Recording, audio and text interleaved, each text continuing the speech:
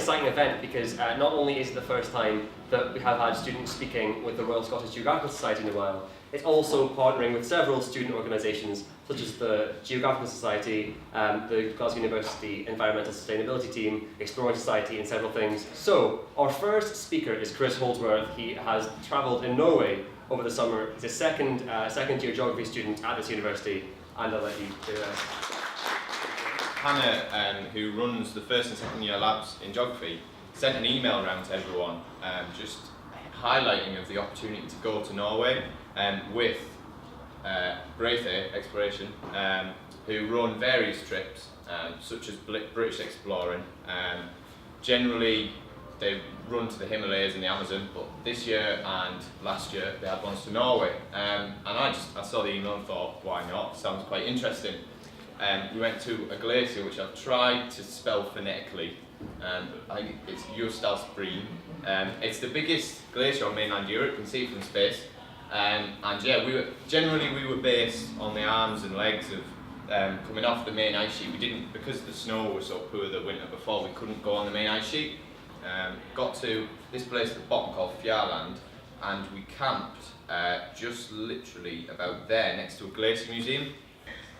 This was the first sort of close-up we got of the glacier, and this is really, you just see an overhang, but this bit at the bottom, now I forget what the name's called, but it's basically a dead glacier. It's a bit that is no longer flowing, because for something to be classed as a glacier it has to be flowing ice, but basically there is still ice there, it's just covered in sediment and rockfall. And the thing that was really of note when we got here was, as you go up, when you get to Norway, we flew from Aberdeen, and it was roughly same climate. It wasn't cold or anything.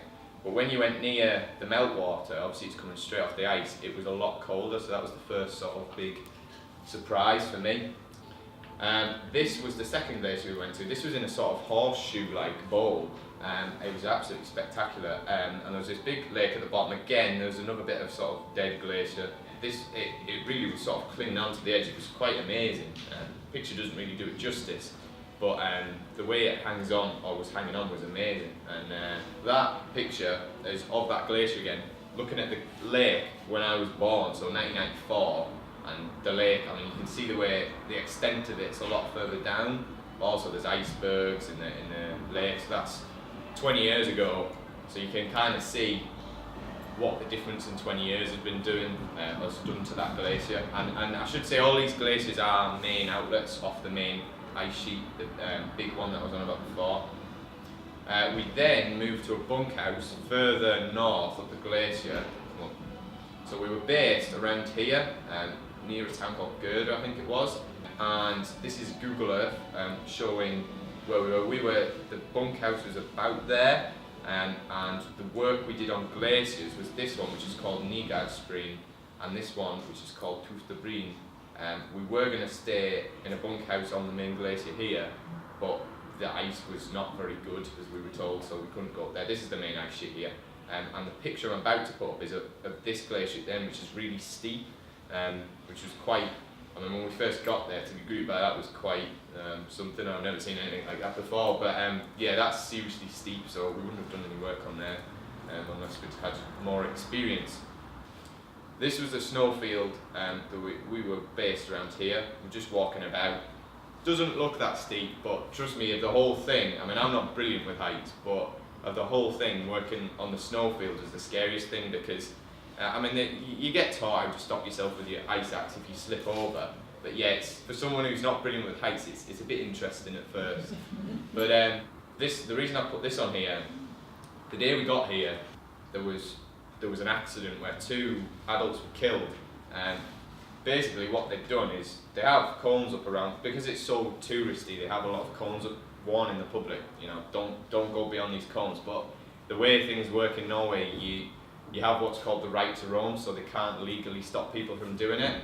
And obviously the blue ice is when you've never seen it before, it's very pretty, so they went up just to take some pictures. Their 2 kids were stood watching them, and that slumped on top of them. And to give you an idea, I think a cubic metre of ice is nearly a tonne, so yeah. But we were in safe hands, so we were okay. This gives you an idea of sort of the first idea that we got of how you can see that a glacier really moves and how the stress of the movement is shown in the surface of the glacier. And then we went and searched for some mini caves. I think we sort of cheated here because the guides, what they do is they do glacier walks and they've melted this one out, so we sort of cheated, but it was still brilliant. And yeah, this is a video of me walking through the glacial cave. One of the things that sounds really stupid, but you'll notice if you ever go to a glacial cave, is the ice is really hard. It really hurts if you hit your head, or obviously we're wearing helmets. But yeah, so you can imagine if you fell, it would really hurt. So yeah, that's a glacial cave.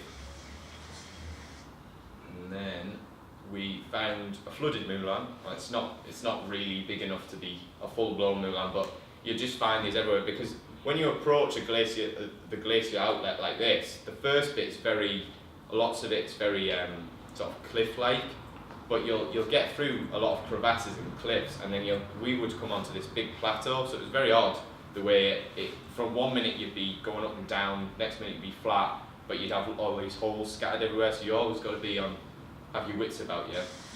This was a proper moorland, one that didn't have water flowing down it, but luckily for us, it meant we could do some climbing, which was interesting. But no, it's a brilliant experience. But yeah, it's amazing because you can hear the water at the bottom, but you just don't know where it's flowing in. So it's quite unnerving in a way. Then we came across this at the front of the glacier. We thought, well, the guide gave us the all clear. Thought we'd go over and explore, and we found this, which was under the glacier. And this is one of the moments I think that'll stay with me forever. Because, I mean, the colour's the first thing that strikes you, but yeah, you can just see the way it ploughs up everything in its path. When you're under one of these things, especially in the summer, the amount of running water you can hear just gives you an impression of how much water or ice it will lose a day. So this is just a couple of stills from under the glacier. And you get these huge cracks as well, which is really quite unnerving. It's quite funny, this guy called Griff said, should we not be wearing our helmets? But, you know, if you're under that when, a cubic metre of that weighs a tonne, helmet's not going to do much if it falls on you, so yeah. But the one thing I should say, if you're going to do something like that, don't go under unless you know what you're doing. Like, that guy, Seb, he was one of the guides and he gave us the all clear, because I mean, what happened to that family is a prime example that you have to respect the environment that you're in, you have to know what you're doing. This was just a very basic example of how, I mean, this was just by chance I took these two photos, but that was in one day. Because when you're on the glacier, you'll hear these huge booms, and that's it just carving and bits falling off. So there's not much difference, but that was in a couple of hours, and that amount had fallen off the front of the glacier. So I thought that was a very minor example of how, yeah, it changes each day. This was the final day when we did a bit of orienteering work up the mountain, and yeah, we did a snow crevasse rescue right on the edge of this snowfield. We had an absolutely stunning view, better view of this proglacial lake as well. So yeah, that was really amazing. But I think the best thing about those the guides was the way that it was about a wholesale education process. It wasn't about just the individual aspect of going on the ice. You know, stuff like they get you to assess the alpine hazard as you're walking through up to a glacier and plan ahead with your route. But also, you know, like the learning of the link between climate change and glaciers and stuff like that. So yeah, they were the people that are in charge, and I speak very highly of them, so I'd recommend them.